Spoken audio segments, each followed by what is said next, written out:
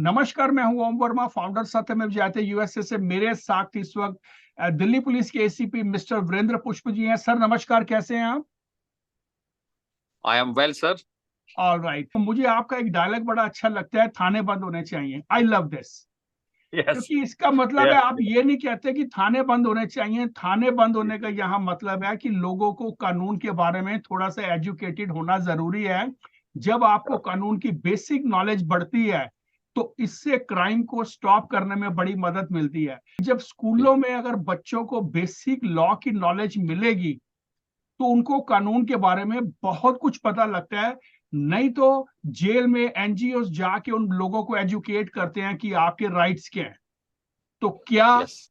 ये चीजें जेलों में जाके इनको एजुकेट की जा सकती हैं, स्कूलों में नहीं की जा सकती? इसको लेके इन्होंने एक एजुकेशन बोर्ड में आरटीआई फाइल करी और इसको इन्वेस्टिगेट किया कि क्या कारण है, बच्चों को लीगल स्टडी के लिए एजुकेट क्यों नहीं किया जा सकता। आरटीआई का जवाब आने के बाद पता लगा कि ये प्रावधान हमारे कानून में है कि बच्चों को 12वीं तक लीगल स्टडी जो है वो चुनने की ऑप्शन दी जाए। लेकिन ऐसा हमारे स्कूलों में नहीं हो रहा। ये एक बहुत तो बड़ा सोचने वाला मुद्दा है कि क्या कारण है। स्कूलों के पास लॉ ग्रेजुएट प्रोफेसर नहीं है, स्कूलों के पास टीचर्स की कमी है। ये करने से मुझे ऐसा लगता है कि पूरे हिंदुस्तान में कम से कम 25% क्राइम कंट्रोल हो सकता है। Reason, sure. जब 12वीं तक बच्चा पढ़ेगा, आगे लॉ में जाना या नहीं जाना, लेकिन अगर बेसिक स्टडी वो करता है तो उसको कानून की अहमियत का पता लगता है, उसको समझ आती है कि क्या सही है क्या गलत है। आपको क्या लगता है कि हम सब मिलके समाज में इसका कैसे बदलाव ला सकते हैं? ओम वर्मा जी, सत्यमेव जयते और आपका बहुत बहुत धन्यवाद। जो मैं भी आपको काफी लंबे अरसे से जी। एसोसिएशन में हूँ, और जी। आपके द्वारा यूएसए में रहते हुए इंडिया को जोड़ना और बीच की दूरी को पाटना एक ऐसा कार्य है कि जिसकी जितनी भी प्रशंसा की जाए उतनी कम है। Thank you. अपराध कम करने के लिए और अपराधी ना बनने देने के लिए हम जमीनी स्तर पे क्या कार्य कर सकते हैं, और इसके लिए बीइंग पुलिस ऑफिसर जो सबसे पहले मेरे मन में ध्यान यही आया कि कानून की शिक्षा हर स्कूल में कंपलसरी तौर पर पढ़ाई जानी चाहिए। Very good. एजुकेशन एक परमानेंट वेपन है, ओके। एक परमानेंट टूल है जिसके सहारे सोसाइटी में peace and justice and equality और फ्रीडम मेंटेन करके रखी जा सकती है। जी। एपिसोड हुआ था 2014 में, तो उसके बाद एक पोक्सो एक्ट इम्प्लीमेंट हुआ था, एनफोर्स हुआ था, okay. Protection of children from sexual offences act.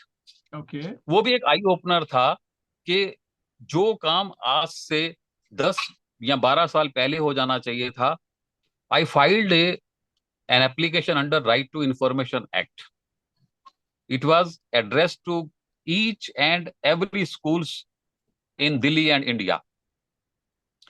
I got a reply that legal studies is not being imparted in our schools. Okay. First, second, there is no law graduate teacher to impart this study. Right. Then I stroke it further. If this education is delivered to the children at early stage, तो ये उस बच्चे को jail में जाने, जब वो jail में चला जाता है 25 साल बाद या 18 साल बाद, तो फिर एनजीओ डीएलएसए हम सब उसको जेल में जाके उसको उसके अधिकार बताते हैं वेरी ट्रू। और उसको मेन स्ट्रीम में लाते हैं। तो अगर हम पहले ही उस बच्चे को ये सारी चीजें ओपन कर देंगे तो उसको जेल जाने की जरूरत ही नहीं पड़ेगी। Very good, yes that's correct. मेरे स्कूल में एक पंक्ति थी कि एक स्कूल खोलना एक जेल बंद करने के बराबर है। वाह, क्या बात है। तो मैं तो मैंने ऐड किया कि अगर उसी स्कूल में अगर लीगल स्टडीज पढ़ा दी जाए तो जितनी जेलें खुली हुई हैं उनकी सेल्स भी बंद होना शुरू हो जाएंगी। शुरू हो जाएंगे, बिल्कुल सही कह रहे हैं आप। बस हमने जो है समुंदर में एक पत्थर फेंका है, और मुझे लगता है कि वो सुनामी या कोई भी चीज आए उसको बैकअप बाउंस बैक होने से कोई रोक नहीं सकता। इसके बाद फिर मैंने और रिसर्च की, मैंने, मेरी बेटी ने और मेरे बेटे ने, तो हमें पता चला कि legal studies has been offered by Central Board of Secondary Education in 2013। already this subject is in CBSE curriculum from 2013. There are syllabus, there are books, and at that time it was introduced in 200 schools. Okay. 200 schools. And when I got it verified from the CBSE, CBSE ने जवाब दिया कि हमारे पास ये file ही नहीं है. Okay. Then 2022 में मैंने फिर एक और आरटीआई लगाई कि what is the status of legal disease now. तो किसी Okay. भी वही सेम रिप्लाई आया कि हमारे स्कूलों में आज तक लीगल स्टडीज ना तो हमने ऑफर की है, ना इंट्रोड्यूस किया, और ना हम पढ़ाते, और ना ही कोई लॉ ग्रेजुएट टीचर्स की हमने कोई अपॉइंटमेंट किया, ना रिक्रूटमेंट किया है. और ये बात तब है जब सीबीएसई ने अपने पूरे इंडिया में सबको चिट्ठी लिख करके भेजी हुई है, अपना करिकुलम भेजा हुआ है. और किसी भी स्कूल ने अपने कॉम्बिनेशन ऑफ सब्जेक्ट्स में इस लीगल स्टडीज को स्टूडेंट्स की अवेयरनेस के लिए, उनको चुनने के लिए वो ऐड ही नहीं किया. Okay. In that's way the right to choose the subject of a children is denied, which is his fundamental right under right to education. Thereafter, we filed a PIL before Delhi High Court, making all these authorities their respondents, and we raised these questions. So when the matter was heard, the Honorable Delhi High Court judges were of the opinion that this is a policy matter and CBSE can make its curriculum itself, which was already in existence. And we were fighting for non-implementation of this curriculum by the Delhi government and other schools on ground.